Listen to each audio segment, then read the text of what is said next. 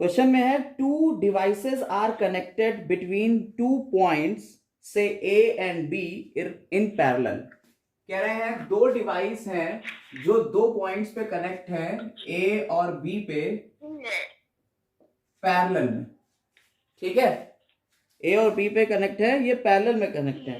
The physical quantity that will remain the same between two points is the physical quantity that will remain same between the two point is। कौन सी ऐसी physical quantity होगी जो इन दो points पे same होगी अगर ये दो पॉइंट एक दूसरे से पैरेलल में कनेक्ट है? तो ऐसी कौन सी फिजिकल क्वांटिटी होगी जो कि सेम होगी? ठीक है, ऑप्शंस हैं आपके, ये चार ऑप्शन है आपके, करंट, वोल्टेज, रेजिस्टेंस या नन ऑफ दीज। अगर कोई भी दो चीजें पैरेलल में कनेक्ट हैं तो आपको पता है कि भैया पैरेलल में क्या होता है, पोटेंशियल डिफरेंस यानी कि वोल्टेज जो है वो सेम रहता है, कोई भी चेंज वोल्टेज में नहीं आता है दोनों के लिए। R1 और R2 दोनों पे ही पोटेंशियल डिफरेंस सेम रहता है। तो ये हो गया आपका क्वेश्चन। चलिए नेक्स्ट देखते हैं। कह रहे हैं the least resistance obtained by using 2 ohm, 4 ohm, 1 ohm and 100 ohm is. 2 ohm है, 4 ओम है, 1 ओम है और 100 ओम का जो रेजिस्टेंस है उससे मिनिमम रेजिस्टेंस जो लीस्ट रेजिस्टेंस होगा वो कितना होगा? और चार ऑप्शन कुछ इस तरह से दिए हुए हैं। क्वेश्चन में कह रहे हैं कि हमारे पास 4 रेजिस्टेंस हैं, इन 4 से जो कॉम्बिनेशन मिलेगा ये कॉम्बिनेशन का रेजिस्टेंस सबसे कम कितना होगा? इससे कम हो सकता है, इससे कम हो सकता है, इससे कम हो सकता है या इससे ज्यादा हो सकता है। सबसे कम कितना होगा? Least resistance. क्वेश्चन है the least resistance obtained by using 2 ohm, 4 ohm, 1 ohm and 100 ohm is. नीचे 4 ऑप्शन बताइए। तो देखिएगा हम इसका एक्सप्लेनेशन बता रहे हैं। ये 1 ओम, ठीक। देखिए अब आपको इसका एक्सप्लेनेशन दे रहे हैं, समझिएगा। यहां पे जो सिनेरियो है कह रहे हैं मिनिमम रेजिस्टेंस कितना होगा, तो हमारे पास दिमाग में तुरंत जाना चाहिए कि रेजिस्टेंस बढ़ाने के लिए हम सीरीज में और रेजिस्टेंस कम करने के लिए हम पैरेलल में कनेक्ट करते हैं डिवाइसेस को। तो इट मींस यहां पैरेलल में कनेक्ट होगी। और पैरेलल में जब हम कनेक्ट करते हैं तो पैरेलल की शर्त ये होती है कि भैया मिनिमम सबसे छोटे वाले से भी कम रेजिस्टेंस होगा। अगर पैरेलल का है उस कंबाइंड रेजिस्टेंस सबसे छोटे वाले से भी कम होगा। उस पॉइंट को दिमाग में रखते हुए देखिए सबसे छोटा इनमें से कौन है? 1 ओम है, तो इससे भी कम होगा, सो लेस देन 1 ओम। क्लियर हो रही है बात या नहीं? क्वेश्चन ये है कि एक ये आपको सर्किट दिया हुआ है, इस सर्किट में कह रहे हैं कि इस सर्किट में 10 ओम वाले रेजिस्टेंस से कितनी करंट निकलेगी, वो है ये ऑप्शंस। इनमें से कौन सी करंट 10 ओम वाले रेजिस्टेंस में जाएगी? जल्दी से निकाल के बताइए आंसर क्या होगा।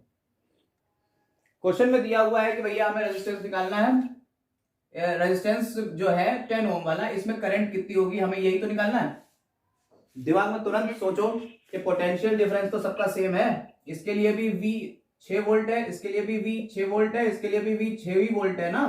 हर किसी का पोटेंशियल डिफरेंस पैरेलल में तो 6 ही 6 रहता है। तो भैया हमें क्या पता है? हमें R पता है 10 ओम, हमें V पता है कितना 6 वोल्ट। तो भैया हम इससे क्या I नहीं निकाल सकते? V is equal to IR से, I is equal to V by R। V कितना है? 6 है, R कितना है? 10 है। क्या आंसर नहीं आ सकता? जल्दी से निकालो आंसर क्या आया? 0.6 इज द करेक्ट आंसर। हो गया कम? कितना सा क्वेश्चन था, ज्यादा लंबा थोड़ी था। क्वेश्चन सुनिएगा। 2 resistors are connected in series given equivalent resistance of 10 ohm. अगर रेजिस्टेंस सीरीज में लगते हैं तो उनका इक्विवेलेंट रेजिस्टेंस होता है 10 ओम का। 2 रेजिस्टेंस हैं, ठीक है। When connected in parallel gives 2.4 ओम। अब कह रहे हैं अगर पैरेलल में कनेक्ट हो जाते हैं तो 2.4 ओम का रेजिस्टेंस देते हैं, ठीक है। Then the individual resistance are, individual क्या क्या होंगे, कुछ ऑप्शंस यहां दिए हुए हैं, देखिए ये ऑप्शन दिए हुए हैं। कह रहे हैं अगर एक बार सीरीज में दो रेजिस्टेंस हैं R1 और R2, उनको एक बार सीरीज में कनेक्ट कर रहे हैं तो 10 ओम आ रहा है, एक बार पैरेलल में कर रहे हैं तो 2.4 ओम आ रहा है। बताइए इनमें से कौन से वो रेजिस्टेंस का पेयर होगा, यानी 6 ओम 4 ओम होगा, 7 ओम 4 ओम होगा, 8 ओम 2 ओम होगा, या दोनों के दोनों 5 ओम होंगे। ये R1 और R2 की वैल्यूज फाइंड करने को बोल रहा है। तो बताइए कैसे लगेगा ये क्वेश्चन, कुछ ट्रिक है आपके पास?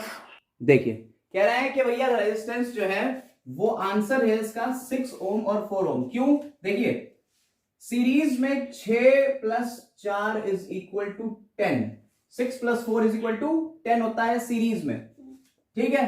और पैरेलल में 1/6 plus 1/4 is equal to 1/RP। तो क्या निकल के आएगा इसका भी आंसर आ जाएगा 10/24, है ना, 10/24। तो अगर जब इसको ऊपर उल्टा करेंगे तो क्या हो जाएगा, RP यानी is equal to 24/10 is equal to 2.4 ohm. देखिए ये सेटिस्फाई कर गया, इसलिए यही आंसर है।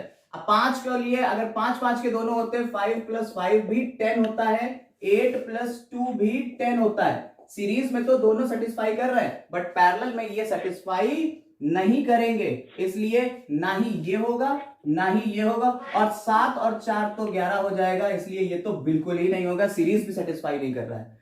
तो ये आपको देखना पड़ेगा कि सीरीज और पैरेलल के कौन से कॉम्बिनेशन सेटिस्फाई कर रहे हैं, आराम से आंसर आ जाएगा, ठीक है। कह रहे हैं if R1 and R2 be the resistance of filament of 40 watt and 60 what. कह रहे हैं कोई फिलामेंट है जिसका R1 और R2 रेजिस्टेंस है, एक है 40 वॉट का और एक है 60 वॉट का, ठीक है। और इनको रिस्पेक्टिवली ओपनिंग 220 वोल्ट, और ये दोनों के दोनों 220 वोल्ट के ऊपर खोले जाते हैं, ठीक है। देन अब ये कुछ कॉम्बिनेशन दे रहे हैं कि R1 और R2 में क्या रिलेशन होगा, ठीक है। ये आपके 4 ऑप्शन हैं। फिर से एक बार क्वेश्चन पढ़े दे रहे हैं, if R1 and R2 be the resistance of the filament of 40 watt and 60 watt respectively operating 220 volt, then कौन सी इसमें से शर्त ये फॉलो कर रहे हैं। ये 4 ऑप्शन दिए हुए हैं, ठीक है। आपको बताना है इसमें से कौन सा ऑप्शन करेक्ट है। चलिए तो देखिए इस क्वेश्चन को हम सॉल्व करेंगे पावर का यूज करके। P is equal to, power का फॉर्मूला लगाएंगे हम, P is equal to V²/R, V²/R से। देखिए V तो दोनों के दोनों पे, यहां पे देखिए V तो दोनों के दोनों पे सेम है, इस क्वेश्चन में V दोनों के लिए सेम है। समझ आ रही है बात या नहीं? तो पावर को देख के हमने क्या देखा, हमने कहा पावर का फॉर्मूला लगाओ। पावर जो है देखिए दोनों में सेम वोल्टेज जा रहा है, यानी एक ही सप्लाई से दोनों कनेक्ट है, वोल्टेज दोनों का सेम हो गया। तो अगर ये सेम हो गया तो हम इसे कांस्टेंट मान सकते हैं। तो P is directly proportional to R हो गया, यानी कि R जितना ज्यादा होगा उसकी पावर उतनी ही कम होगी। यानी कि अगर हम किसी दो चीजों को कनेक्ट कर रहे हैं, ठीक है, एक ले रहा है 40 वॉट और एक ले रहा है 60 वॉट, तो 40 वॉट जो ले रहा है यानी जिसकी पावर ज्यादा है उसका रेजिस्टेंस कम हुआ, और जिसकी पावर ज्यादा है और जिसकी पावर कम है उसका रेजिस्टेंस ज्यादा, जिसकी पावर ज्यादा है उसका रेजिस्टेंस कम, यानी R2 कम होगा किससे, R1 से। समझ आई बात या नहीं? बोलो कौन सा जाएगा? ऑप्शन जाएगा B, option B is correct. Clear है? चलिए एक क्वेश्चन और देख लेते हैं जल्दी से। कह रहे हैं the resistance of hot filament of the bulb is about 10 times the cold resistance. कह रहे हैं जब कोई बल्ब है उसका रेजिस्टेंस जब वो ठंडा होता है, यानी कि जब जल नहीं रहा है, बल्ब ऑन नहीं है, और जब ऑन है, तो हॉट फिलामेंट का जो रेजिस्टेंस है वो 10 टाइम्स है कोल्ड फिलामेंट से।